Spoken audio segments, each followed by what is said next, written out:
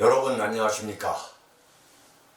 사랑하고 존경하는 국민 여러분, 해외 동포 여러분, 어제 경주에서 열린 그 윤창중의 시국 토크쇼, 여러분의 덕분에 대성황리에 진행됐습니다.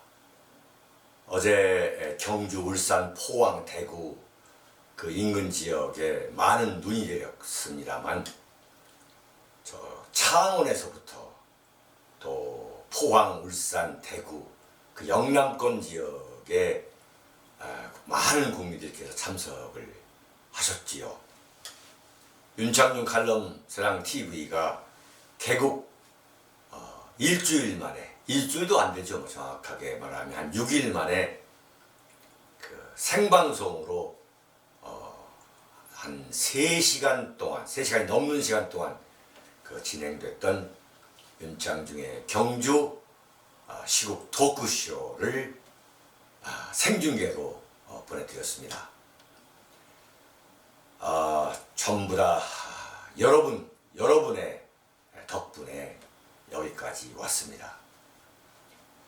2월 달에는 제가 2차례에 걸쳐가지고 윤창중의 시국 토크쇼를 개최할 그런 생각을 갖고 있습니다.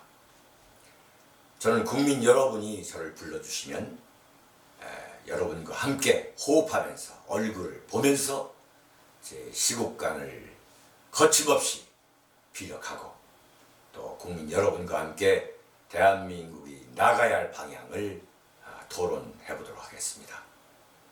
여러분들께서 윤창중 칼럼사랑 TV 그 댓글에 어떤 지역에서 시국 토크쇼를 열었으면 좋겠다, 이런 견해를 좀 올려주십시오. 큰 참고가 되겠습니다. 작년 9월 서울에서 시작한 토크쇼가 서울, 대구, 부산, 다시 송년 토크쇼를 서울에서 했고, 또 이번 달에 청주 그리고 경주에서 제6차 토크쇼를 성황리에 마쳤습니다. 정말 감사드립니다. 2월 달에 한 2주 정도의 인터벌을 갖고서 제가 토크쇼를 2차례 가질 계획입니다. 여러분께서 좋은 계획을, 좋은 장소를 저한테 좀 소개를 해주시면 제가 거침없이 찾아가서 시국 토크쇼를 열겠습니다. 칼럼 시작하겠습니다. 제가 그 민주주의에 대한 저의 그 소견이랄까 지론은, 저는 법치 민주주의입니다. 이 법치 민주주의를 바로 세우는 것, 그것이 바로 민주주의의 그 본질적인 핵심이다. 저는 그렇게 보고 있습니다. 제가 35년 정도 정치부 기자, 정치부 정치담당 논설위원, 그 다음에 청와대 또는 대통령 후보 보좌역 같은 그런 것을 하면서 느끼는 것은, 결국 민주주의는 무엇이냐 하면은 법치입니다. 법치를 바로 세우는 것. 인치 민주주의가 아니라 법치 민주주의를 바로 세우는 것이 민주주의의 골격이다. 따라서 제가 박근혜 대통령에 대한 탄핵이 반헌법적이고 이것은 원천무효라고 주장하는 그 근본, 그 바탕은 뭐냐면, 검찰의 완벽한 수사 결과도 나오지 않고 중간 수사라는 미명 아래 졸속 수사 결과를 내놓은 것, 이것만 갖고서, 그리고 대한민국 언론이 수많은 의혹을 만들어가지고 조작하고 왜곡하고 편파하고 또 음해하고 하는, 정말 언론으로서는 도저히 범해서는 안 되는 반윤리적인, 반직업적인 그 광란극의 결과물만을 놓고서 대한민국 국민이 선거라는 민주주의적 절차를 통해서 뽑은 대통령을 무참하게 탄핵한 것. 객관적 진실, 법리적 진실, 그 윤곽조차 나오지 않은 그 상태에서 대통령을 탄핵시킨 것. 이것은 결코 법치민주주의가 아니다. 그래서 이것은 반헌법적이고 반법률적이고 우리가 지향하는 원리 원칙을 지키지 않은 것이다. 그래서 우리는 저는 결코 승복할 수 없다. 이런 취지 아니었습니까? 따라서 제가 지금 박근혜 대통령에 대한 특검에 대해서 저 윤창중은 가급적 언급을 자제해 왔습니다. 왜 자제해 왔냐면은 대통령에 대한 탄핵의 문제, 이 문제에 대해서 섣불리 언급하고 비난을 할 경우에 자칫 특검 활동을 위축시킬 수 있다라는 제 나름대로의 그 염려와 충정, 법치 민주주의에 대한 제 소신이 있었기 때문에 제가 특검에 대해서는 언급을 자제했습니다. 그러나 오늘 저는 제가 특검에 대한 저의 소견, 저의 평가를 분명히 밝히도록 하겠습니다. 한마디로 현재 대한민국에서 진행되고 있는 특별검사의 수사 활동은 촛불 세력과 좌익의 개가 된 대한민국 언론, 야당의 눈치를 보는 저는 푸들이라고 보고 있습니다. 촛불의 애완견이 됐다.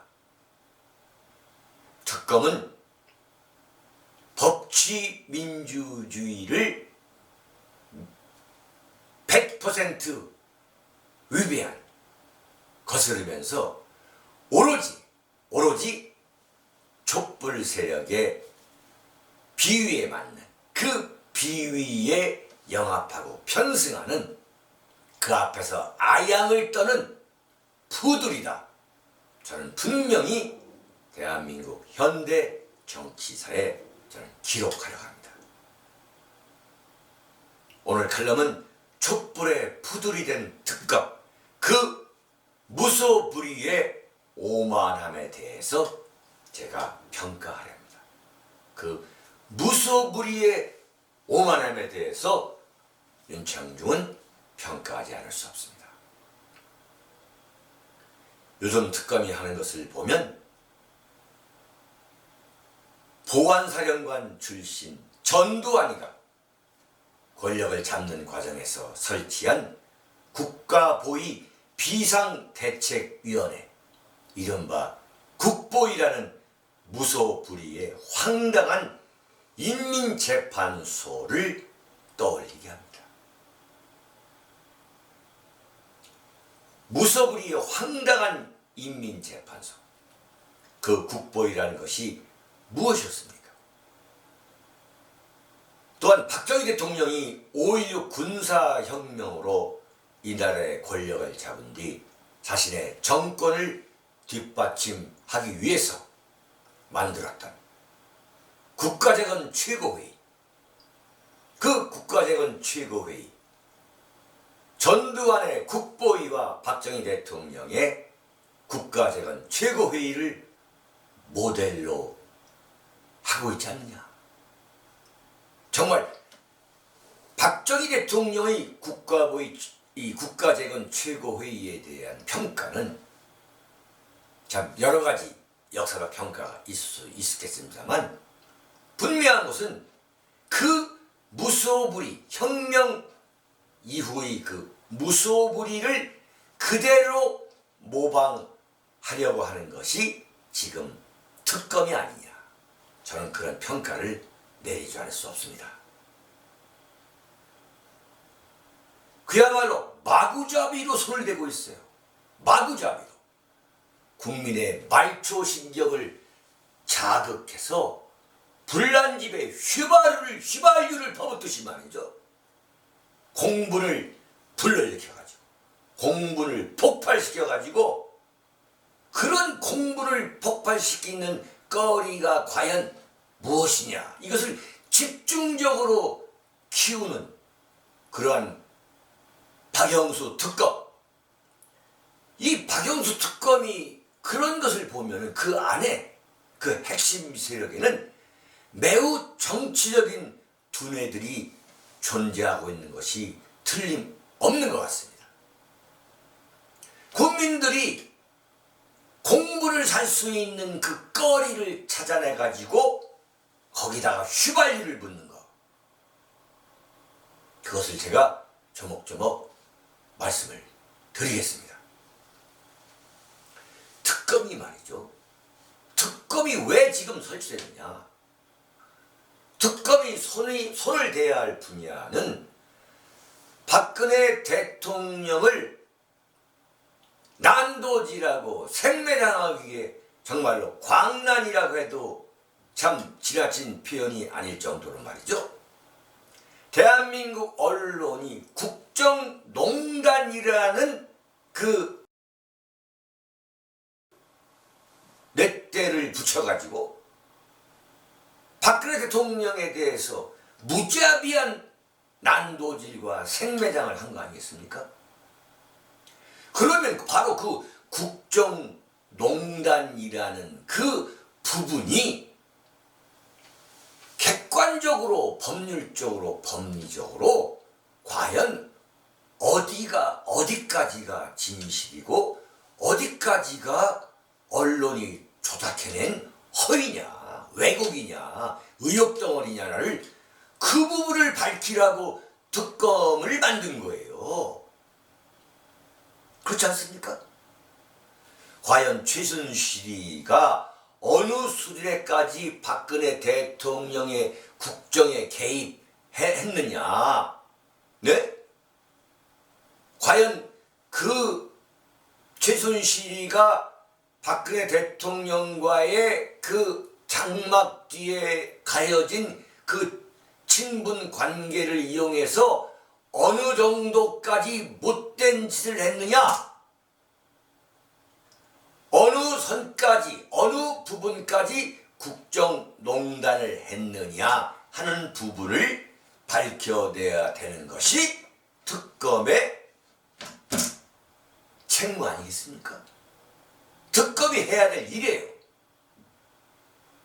특검이라고 해서 아무 것이나 찾아내가지고 국민 감정에 불을 지르게 할 수 있는 특권을 갖고 있는 게 아닙니다. 이것은. 여러분, 대한민국 국민과 해외 교민 여러분은 이것을 지금 분노해야 되는 거예요. 특검이 할 수 있는 것이 있고 할 수 없는 것이 있는 거예요. 또 해서는 안 되는 부분이 당연히 있는 것인데 지금 특검은 아무 것이나 손을 대면서 손을 대는 분야마다 아예 쑥대밭을 만들고 있어요. 그래가지고 국민의 공분에 불을 지르고 있어요. 거기다 휘발유를 던지고 있어요. 정말 분통이 터지지 않을 수 없어가지고 제가 여러분들에게 간곡히 호소하는 겁니다. 왜 특검이 지금 그러고 있습니까? 여보세요. 특검이 지금 왜 그러고 있는 거예요? 특검이 손대는 것을 보면 지금 최순실의 국정농단 문제와는 전혀 별개의 분야를 뒤져가지고 왜 뒤지느냐? 헌법재판소로 하여금 박근혜 대통령 탄핵을 절대 기각하지 못하도록 안간힘을 쓰는 것이 아니냐, 그렇게밖에 볼 수 없어요. 이른바 돌려막기 수사라는 걸 여러분 아시죠? 돌려막기 수사. 피의자가 빼도 박지 못하게 처벌을 받게 하도록 말이죠. 검찰이 어떤 사람을 불러갑니다. 그래서 A라는 것을 갖고서 수사를 했는데 A라는 걸 갖고서 불러들였어요. 그런데 보니까 A가 없어요. 바꿔 말하면 박근혜 대통령의 최순실에 의한 국정농단 의혹 사건을 수사하다 보니까 정작 다뤄야 될, 마땅히 다뤄야 될 태블릿 PC의 소유자가 과연 최순실이가 맞느냐 안 맞느냐. 최순실이가 그 태블릿 PC의 실소유자가 아닌데도 불구하고 JTBC가 그렇게 최순실이가 박근혜 대통령의 국정 운영과 관련해서 모든 것을 참 개입했는지 했다면 그게 과연 사실인지 아닌지를 특검이 그것부터 철저히 수사해서 밝혀야 되는 거예요. 만약에 그리고 그 태블릿 PC 안에 있는 그 JTBC가 보도한 국정농단 사건이라는 것이 정말 태블릿 PC에 딴 데서 있는 것을 갖다가 집어넣은 건지 말이죠. 아닌지 이것부터 밝혀야 되지 않겠습니까? 그런데 거기에 대한 이야기는 왜 안 나오는 겁니까? 이른바 돌려막기 수사라는 것이 A라는 것으로 피의자를 불렀다가 A로 인해서 이 기소 또는 구속할 수 없으니까 B 또 C를 들이대가지고 그냥 쇠고랑을 채우게야만 하는 아주 고질적인 검찰의 그 고질적인 병폐가 돌려막기 수사라는 것인데, 제가 지금 특검에 하는 행태를 보면 완전히 돌려막기 수사를 하고 있는 거예요. 여보세요. 특검에서 답변해보세요. 그게 아닌지. 과연 태블릿 PC의 주인이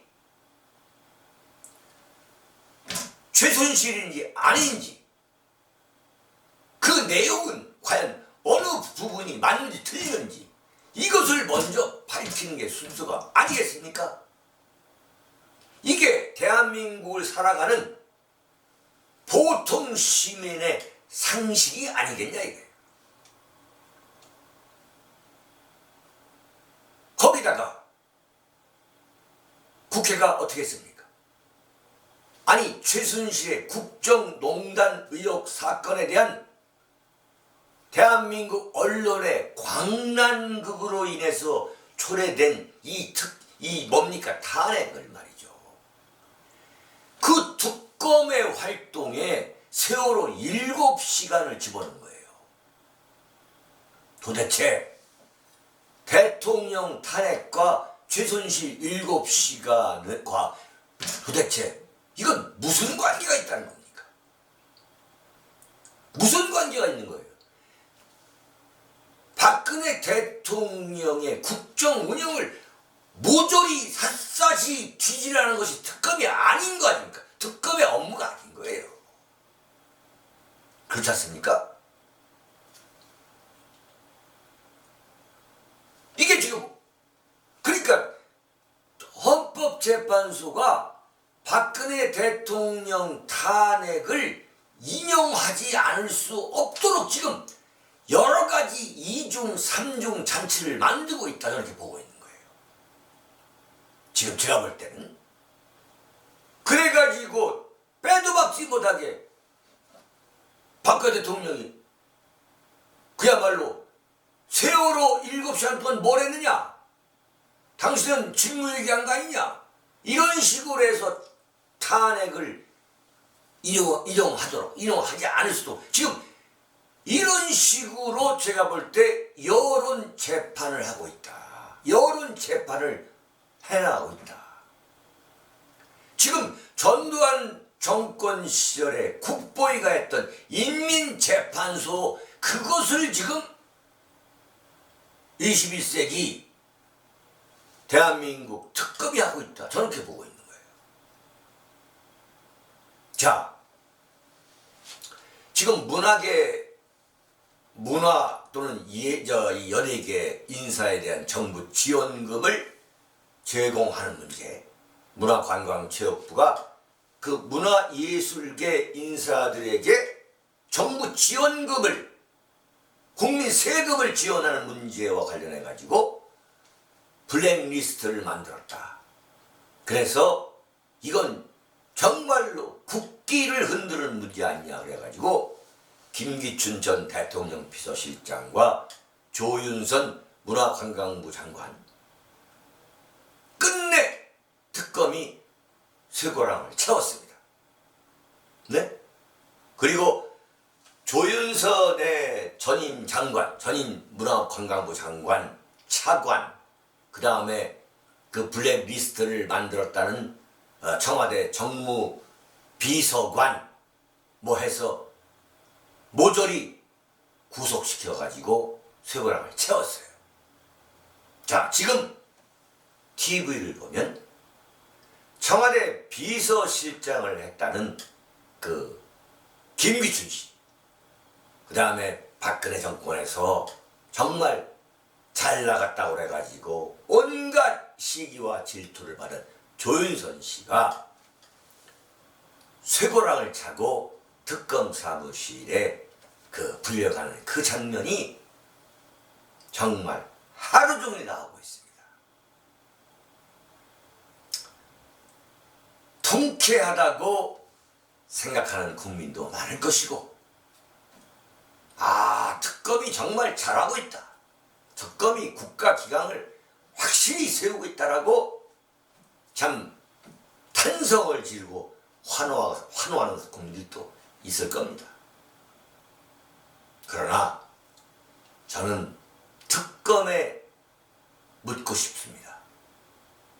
과연 문화계 인사와 관련한 블랙리스트 문제하고 최순실 국정농단 의혹 사건과 도대체 무슨 관계가 있냐는 얘기예요.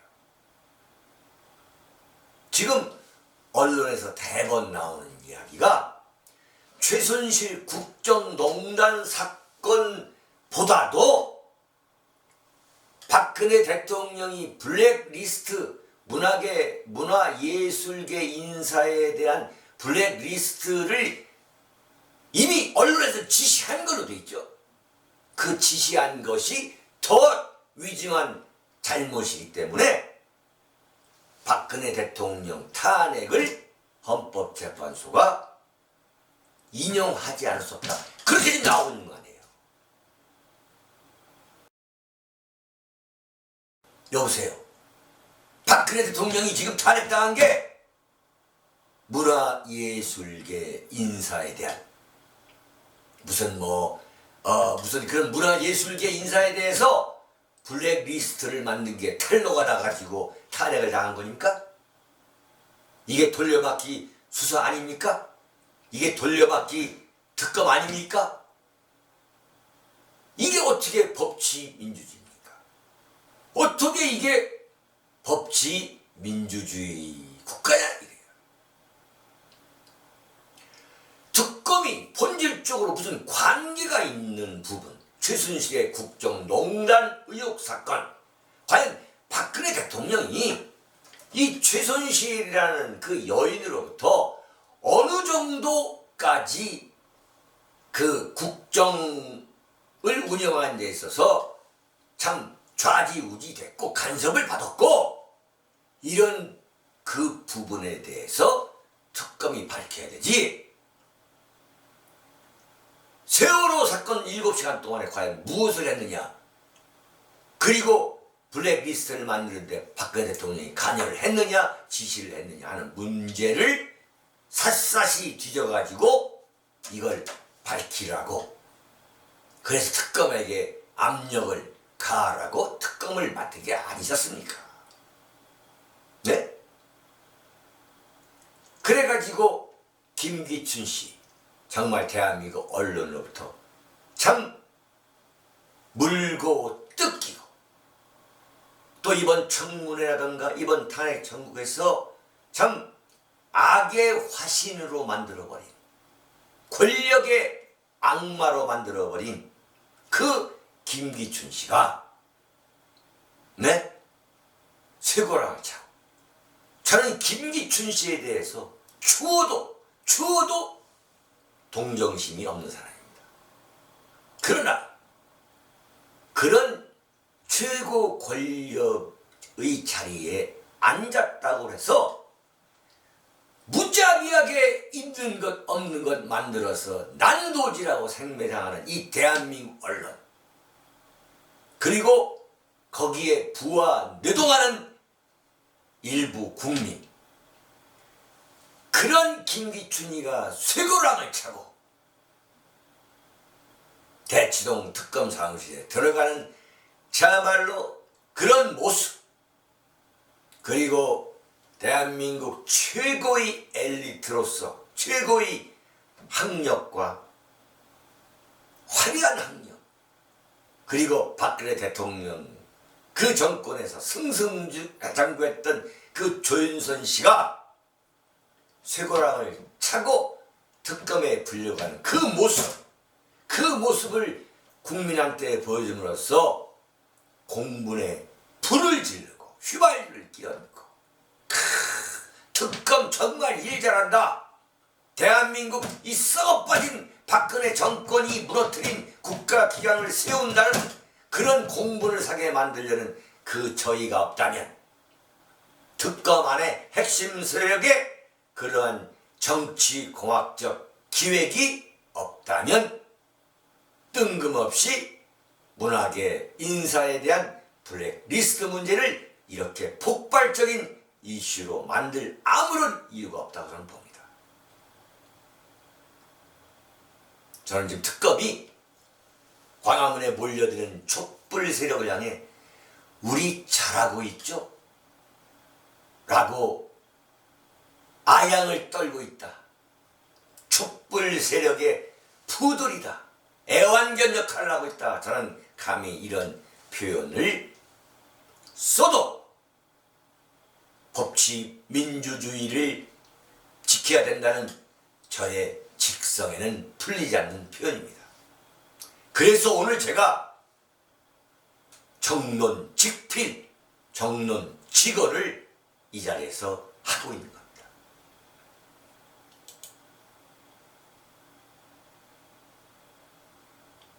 여러분, 특검이 이래도 되는 겁니까? 물론 국민들로부터는 속 시원하다, 일부 아무 생각 없고 권력에 대해서 막연한 적개심을 갖고 있는 일부 국민들, 촛불 광란 세력이 볼 때는 특검이 정말 잘한다, 그래가지고 광화문 촛불 세력끼리 자기들끼리 모여가지고는 아이고 우리 특검 잘한다, 네? 정말 물고 빨고 핥아주고 싶겠죠. 특검이 그 종편에 나온 그 저질 패널들이 박근혜 정권의 신데렐라라고 하는 그 조윤선 씨가 쇠고랑 차고 특검으로 들어온 장면을 셀 수 없이 종편에서 돌려대면서 그 가학적인 방송, 여보세요, 그것도 한두 번 하루 종일 김기춘 씨하고 조윤선 씨가 쇠고랑 차고 그 특검 사무실에 들어오는 그 가학적인 장면을 틀어주는 거, 정말 잔인한 인간들입니다. 그런데 새누리당 출신의 한 전직 여성 국회의원이, 제가 종편은 절대 안 봅니다만 채널을 돌리는데 그 종편에 출연해서 한 말이, 자기는 지역구 출신이고 조윤선은 18대 때 전국구로 들어왔었는데 이 조윤선이가 그야말로 박근혜 정권 때에 청와대 정무수석도 하고 장관을 2번이나 갔다고 하면서 그런 사실을 끄집어내면서 자, 죄는 미워하되 사람을 미워할 수 없다 그러면서 그 고소해하는 그 장면을 보면서 저는 정말 새누리당에 대해서 정말 환멸을 느끼는 거예요. 당신네들은 조직폭력배에서 있는 그 인간적인 의리, 참 어떤 그 정의라는 거, 이것은 참 씹어놓을 수 없고 오로지 권력만을 탐하기 위해서 몰려든 조직이 참 새누리당이구나. 18대 국회의원을 같이 했다면 지금 종편에 나와서 전직 새누리당 의원이라 하면서 마치 자기가 정의의 사도인 것처럼 말이죠. 한때 같이 일했던 그 동지, 저는 조윤선에 대해서 요만큼도 여러분에게 제가 무슨 편을 드는 게 아닙니다. 그러나 인간적으로 그럴 수 있는 겁니까? 그런 것을 참 남 잘 되는 거 눈 뜨고 보지 못하는 고약한 말이죠. 그러한 고질적인 국민 정서라는 것이 사실 존재하고 있는 겁니다. 정말 남 잘 되는 거 눈 뜨고 못 보는 말이죠. 그런 아주 고약한 시기 질투심, 그게 대한민국 언론에 가장 많고, 그래 너 잘났어, 너 잘나가, 너 한번 고생해봐 라고서 수천 수만리 낭떠러지 밑으로 온갖 조작해서 편파, 왜곡, 매도, 난도질 해가지고 추락시키는 그 대한민국 언론. 네? 또 여기에 또 말이죠.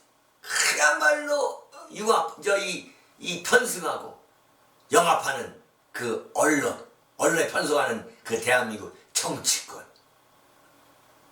참, 저는 이런 특검을 보면서 과연 이 나라의 사법적 정의라는 것이, 더 구체적으로 말하면 사법부의 그 수준, 그 밑바탕, 그 밑천을 저는 개탄하지 않을 수 없는 겁니다.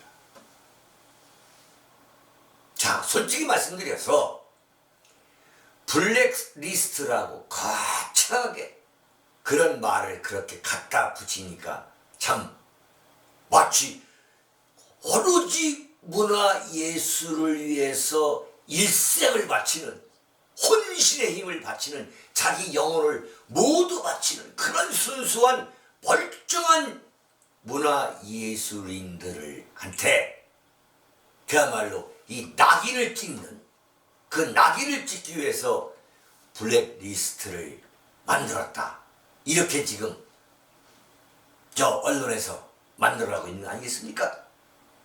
그래서 마치 무슨 멀쩡하게 아주 세계적인 문화예술인들을 말이죠, 거기다가 그 낙인을 찍어가지고 마치 무슨 악마적 살생부를 맞는 것처럼 지금 얘기하고 있지만, 솔직히 말씀드리면 어느 정부에서나 김대중 노무현 정권에서 제가 100% 말할 수가 있습니다. 어느 정권에서나 자기 정권에 대해서 비판적이고 부정적인 그러한 문화예술 활동을 하는 예술인에 대해서, 문화예술인에 대해서 블랙리스트를 만들지 않은 정권이 있으면 나오라고 그러세요. 여보세요. 어느 정권이 자기들이 돈주머니를 쥐고 있는데 김대중 정권에 대해서 악담하는 정권, 노무현 정권에서 온갖 악담하는, 당시에 악담했던 그 우파 문화예술인에 대해서 김대중 정권, 노무현 정권이 정부 지원금 줬습니까? 박지원 씨, 당신이 문화관광체육부 장관 했으니까 한번 양심을 걸고 말씀해 보세요. 박지원 씨, 김한길 씨, 당신 문화관광부 장관 해봤잖아요. 그때 김대중 정권과 노무현 정권에 대해서 악담하고 정말 악담이라고 할 수밖에 없는 그야말로 그런 악의적인 의도를 갖고서 언동을 취했던 문화예술인들한테 당신들이 소위 말하는 좌파 문화예술인들보다 더 많은 지원금을 줬습니까? 영화 감독 이창동 씨, 여보세요. 당신이 노무현 대통령 시절 첫 번째 문화관광부 장관이었잖아요. 그때 블랙리스트 없었습니까? 굳이 블랙리스트라고 엄청난 마치 무슨 악마적 살생부 같은 그런 명칭을 갖다 붙이니까 그게 블랙리스트지. 문화관광체육부에서 하는 일이 그거 아닙니까? 그런데 어땠습니까?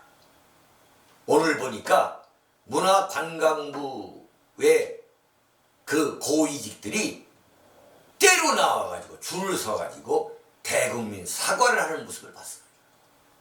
이게 무슨 장난치는 것도 아니고 말이죠. 왜 정정당당하게 우리로서는 이런 명단을 만들 수밖에 없었다라고 국민들한테 설득을 못합니까? 지금 박근혜 정권이 만들었다는 그 블랙리스트에 보면은 제가 볼 때도 단순히 박근혜 대통령이나 박근혜 정권에 대해서 시비적으로 마치 무슨 자기가 진보인네 좌파인네 이렇게 그런 척을 해야만 멋져 보인다는 그러한 착각 때문에 뭐 이러니 저러니 어쩌니 하는 그런 말을 했던 한 그런 연예인이나 문화인이 없는 건 아니에요. 그러나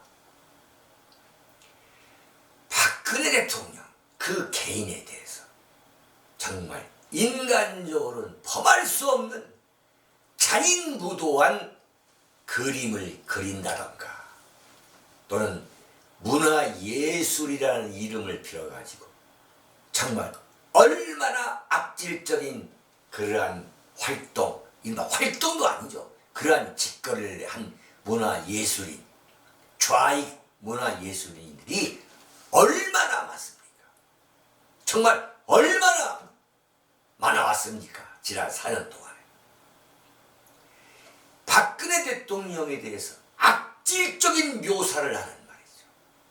그림 한 장을 그리더라도 정말 구역질이 나는 말이죠. 구역질이 나가지고 참을 수 없는 그 정도로 쓰레기 그림을 그린 그런 화가라는 사람들이 그런 또 예컨대 뭐 작곡가 김일성 창가를 작곡한 이른바 작곡가라는 사람들 이런 사람들한테 그러면 대한민국 국민의 세금으로 만든 정부 지원금을 줘야 됩니까? 그래야만 민주주의 정권입니까? 그래야만 민주주의 하는 거예요? 기가 막힌 일입니다. 더욱이 말이죠. 박근혜 정권이나 박근혜 대통령에 대해서 그야말로 악랄한 문화활동이라는 이름을 빌려가지고 참 온갖 못된 짓을 했다면 그것도 저는 정치적 사상적 이념이 다르기 때문에 그럴 수 있다고 100번 양보할 수 있다. 그러나 대한민국 자유민주주의와 시장 경제를 근본적으로 전복시키려는 악질적인 좌익 문화예술인이 엄청난 숫자로 존재하고 있다는 것을 국민 여러분과 해외 교포 여러분들이 아셔야 됩니다. 그들은 오로지 북한이 핵실험을 하고 장거리 미사일을 발사해도 그것은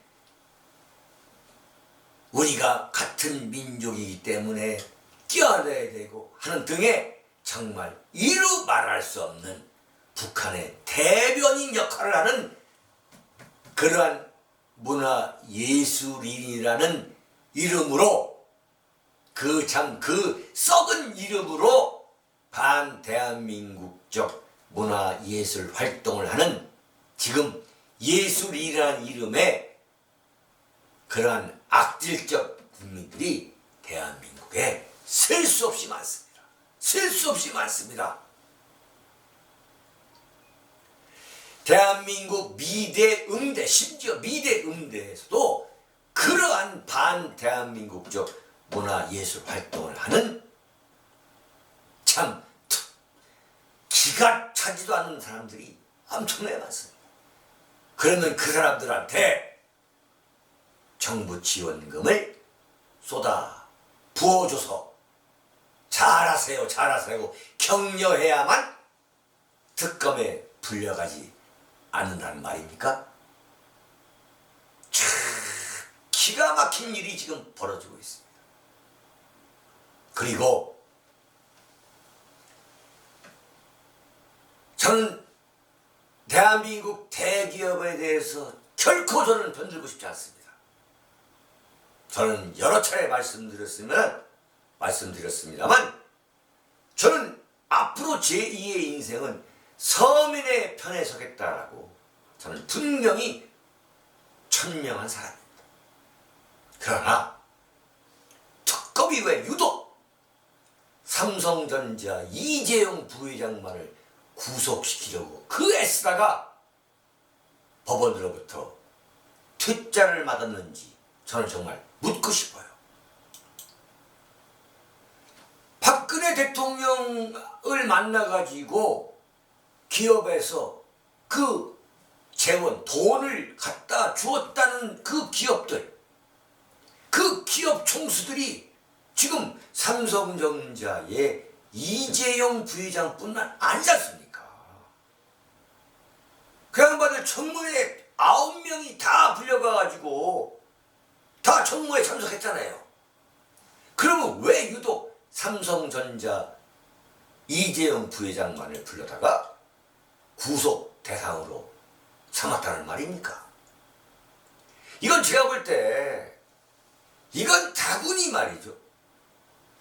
대한민국에서 가장 큰 기업, 가장 큰 대기업에 대해서 본때를 보여주려고 지금 특검이 그렇게 했다고 저는 보지 않을 수 없는 거예요. 이게 뭐냐? 다분히 촛불 세력을 의식한 처사로 보지 않을 수 없다. 김기춘, 조윤선을 구속했을 때 구속하자 특검에 꽃다발이 쇄도하고 있다는 거 아니에요. 이거 누가 보냈다 생각하세요? 정말 대한민국 좌익 세력은 그런 퍼포먼스나 이벤트에는 정말 따라가지 못할 정도로 참 재능이 있는 집단이에요. 제가 볼 때는. 지금 대한민국 특검이 김기춘이나 제가 말씀드린 대로 조윤선을 구속했다고 해가지고 꽃다발 갖다 줄 세력이 누가 있냐 이거예요. 답이 나오는 거 아니겠습니까? 아니 대한민국 삼성전자라 그러면은 세계를 주름잡고 있는 세계를 주름잡는 대한민국의 대표적인 기업 아닙니까? 그렇다면은 삼성전자 부회장 이재용이가 삼성그룹의 실질적 오너라는 것은 전 세계 국민이 알만한 사람 다 아는데 그런 사람을 소위 말하는 이 정경유착의 대표적인 인물로 만들어가지고 쇠고랑을 채우려 한 그 배경이 뭡니까? 이게 정치공학적 기획수사가 아니겠습니까? 정말 경제 정의, 대한민국의 국기를 바로 세우려 했다면 특검이 이재용 씨를 구속시켰어야 되죠. 근데 법원에서 영장이 기각된 거 아닙니까? 영장이 기각된 거 아닙니까? 그렇다면 검찰의 그 구속 영장이 잘못됐다는 얘기 아닙니까? 남발된 거 아닙니까? 그러면 그 영장이 남발됨으로써 대한민국을 대표하는 삼성전자의 국제적 신인도가 타락한 것에 대한, 추락한 것에 대한 그 책임은 누가 져야 되는 겁니까? 특검에 박영수 특검이 질 수 있다 봅니까? 어떻게 지겠습니까? 대답을 해보세요. 여보세요. 박영수 특검 대답을 해보세요. 삼성전자를 대표한, 삼성그룹을 대표하는 그 대표적 기업인이 특검의 칼날 위에서 그 곤혹스러운 시간을 보내면서 전 세계 모든 언론으로 그 장면들이 실시간 나갔지 않습니까? 그에 따른 대한민국 국제 신인도의 추락, 그 손실에 대해서 특검이 책임질 수 있습니까? 저는 대한민국에서 맨 먼저 혁파 대상에 올려야 되는 것을 저는 언론이라고 저는 규정한 바 있습니다. 미국의 도널드 트럼프 대통령이 미국 언론을 향해서 전 세계에서 가장 정직하지 못한 그 직업인들이 기자, 언론이라고 오늘 언급을 했습니다. 정말 촌철살인입니다. 저와 똑같은 평가입니다. 미국 언론조차도 트럼프 대통령한테 그런 평가를 받고 있는 거예요.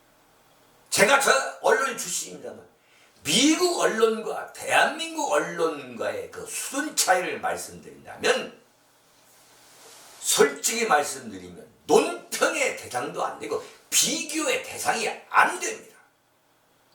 그럼에도 불구하고 트럼프 대통령이 뭐라고 했냐? 기자는, 언론은 전 세계에서 가장 정직하지 못한 그런 그룹이라고 얘기했어요. 정말 촌철살인 거예요. 그런 미국 언론과 비교도 할 수 없는 이 대한민국 언론을 대한민국에서 협파해야 될 가장 첫 번째 대상으로 꼽은 것 결코 무리가 없다고 저는 봅니다. 그 협파 대상 두 번째가 바로 그런 대한민국 언론에 영합하고 편승하는 그 정치 집단들, 대선 주자라고 하는 사람들, 그런 사람들, 그리고 세 번째가 바로 누구냐? 저는 유감스럽게도 검찰이라고 봅니다. 정말 대한민국 검찰, 대한민국 특검, 정말 더 이상 타락할 수 없을 만큼 이 타락한 이유가 과연 어디에 있느냐? 모두가 정치적이고 당파적이기 때문이다. 저는 그런 결론을 내립니다. 대치동에 있는 특검이 요즘 움직이는 모습을 제가 보면요, 정말 삼류정당이라고 해도 과언이 아닌 그 삼류정당을 그대로 모방하고 있습니다. 삼류정당을 말이죠. 네?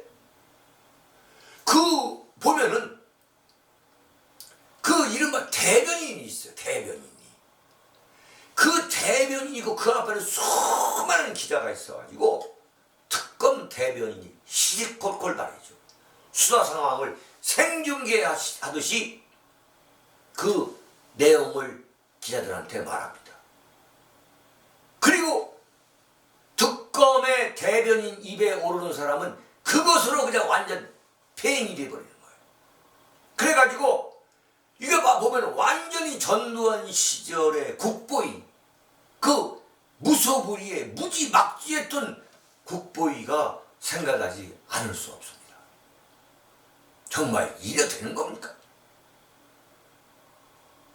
저는 특검이 애초부터 도덕적 신뢰를 잃고 시작했다고 보는 사람인데 저는 거기에 대해서 언급을 하지 않았습니다. 아까 말씀드린 대로 민주주의야말로 법치 민주주의이기 때문에 특검에 대해서 섣불리 논평하는 것은 옳지 않다 이렇게 봤지만, 박근혜 정권 시절에 이른바 국정원 댓글 사건 수사로 그 물먹은 검사를 수사팀장에 앉힌 박영수 특검, 그 박영수 특검의 저는 그 본질적인 의도를 이해할 수 없는 거예요. 검사도 인간입니다. 그런데 박근혜 정권 시절에 박근혜 정권에 의해서 물먹은 좌천이 된 검사를 특검의 수사팀장, 그것도 수사팀장이에요. 수사팀장에 앉혔을 때 어떤 결과가 나올 것인가는 이건 보통의 상식만 갖고 있다면 얼마든지 상상할 수 있는 일이 아니었습니까?